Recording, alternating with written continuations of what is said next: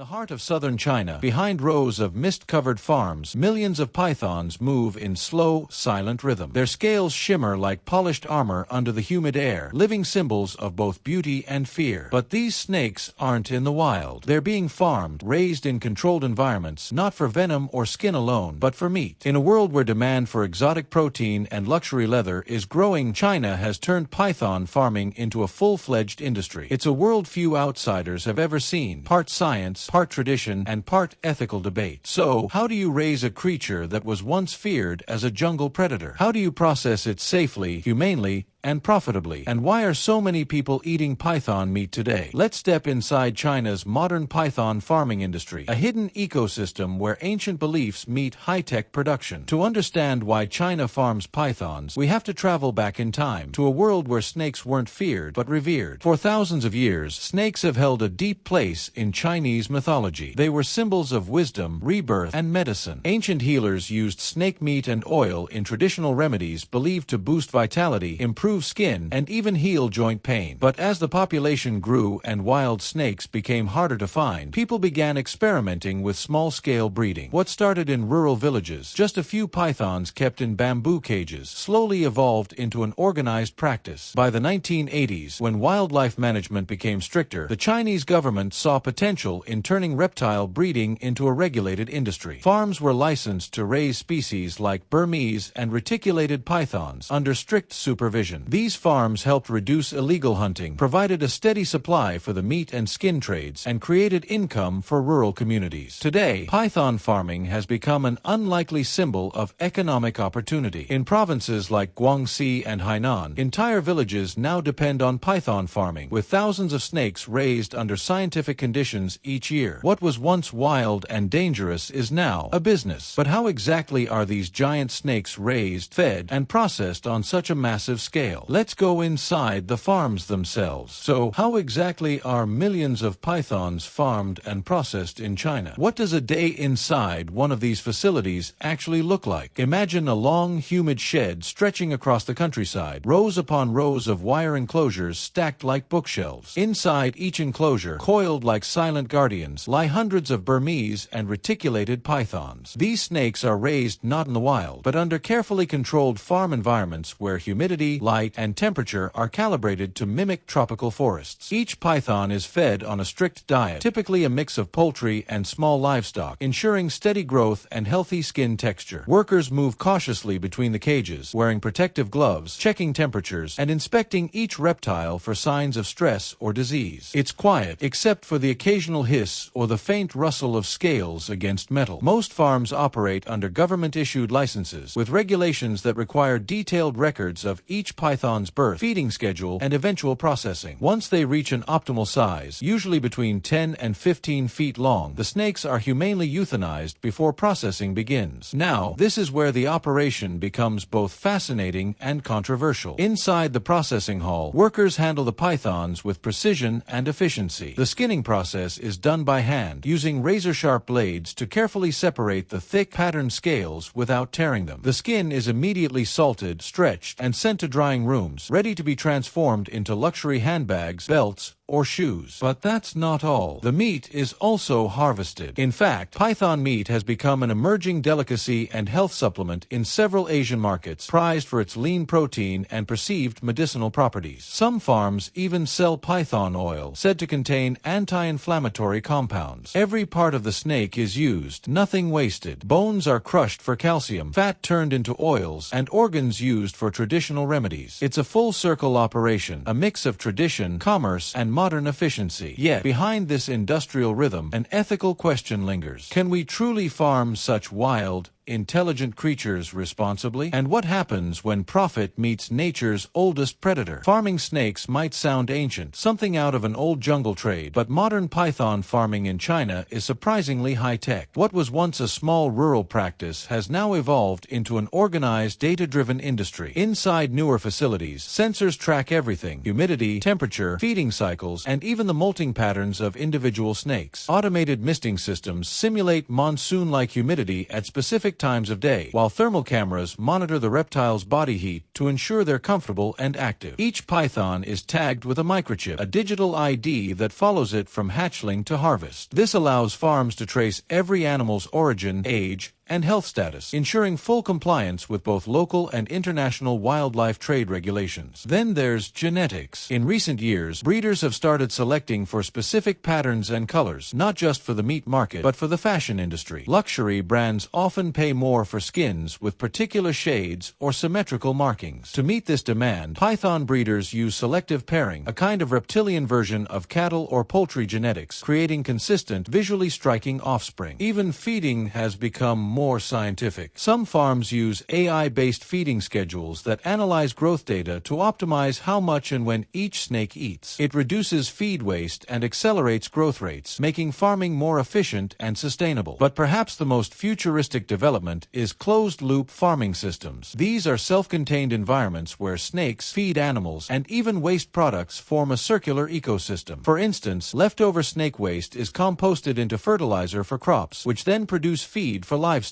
which in turn feeds the snakes. It's an elegant, if eerie, cycle of sustainability.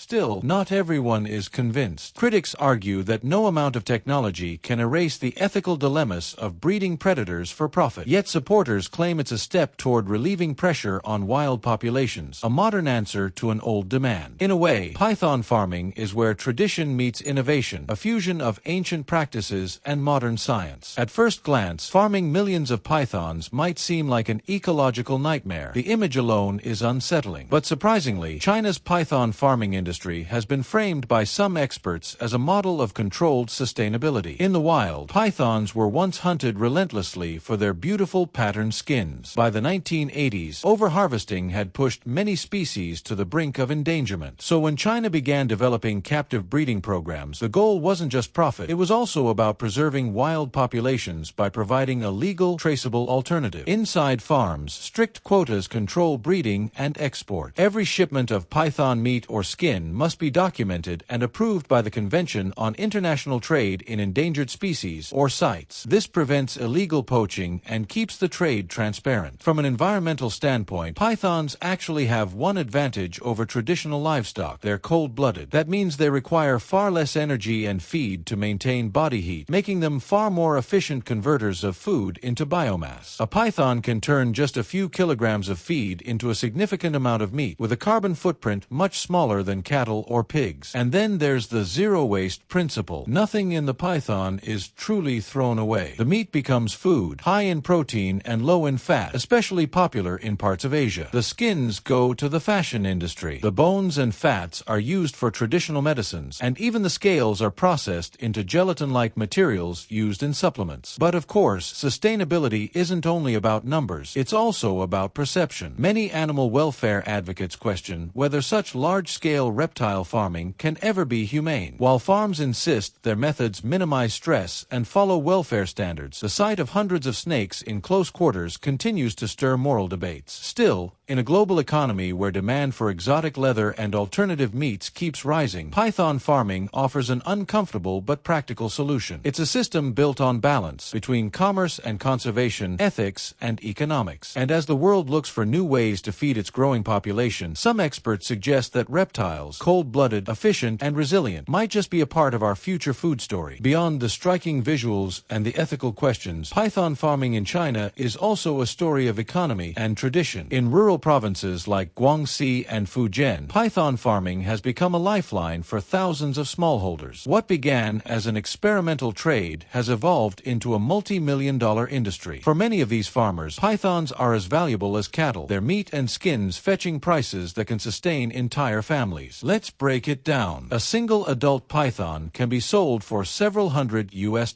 Its meat, prized for its chewy texture and medicinal reputation, is sold fresh or processed into sausages and dried snacks. The skin, patterned and glossy, can sell for even more, especially when exported to Italian and French luxury brands. Factories that specialize in python leather operate like precision workshops. Each skin is carefully cleaned, tanned, and dyed, becoming the raw material for high-end handbags, belts, and watch straps that may eventually retail for thousands of dollars. For Western consumers, these products might feel worlds away from the farms that birthed them, yet both are bound by the same global chain of demand. And within Chinese culture itself, pythons hold symbolic meaning. Historically, snake meat was consumed for vitality, believed to warm the body and strengthen the immune system. In traditional medicine markets, python fat and gallbladders are used in ointments and tonics, legacies of centuries-old practices that continue to shape modern trade. What's remarkable is how these traditions coexist with cutting-edge industrial systems. A farmer may still feed his snakes by hand, using techniques passed down for generations, while a nearby processing facility might use laser scanners to inspect skin quality, ensuring uniform thickness for export. This intersection between old belief and modern business is what makes python farming such a fascinating paradox. It's a world where ancient medicine meets global luxury, and where the same animal can symbolize both survival and status.